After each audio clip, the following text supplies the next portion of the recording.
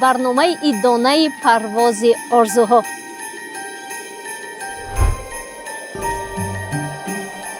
رمزیه در سال 2026 چی آرزو داری؟ آرزوی من؟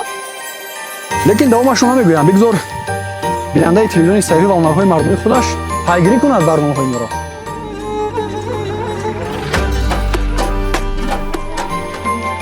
پس فکر کنم که آرزوات عملی شده است.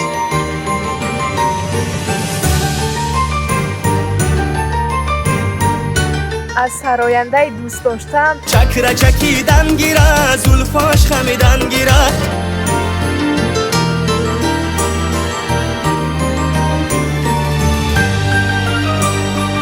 یک قدم به سوی طبیعت این یک نفس به آینده درخشان است. پس دوستداری سیاحت و تلویزیون سیاحی و هنرهای مردمی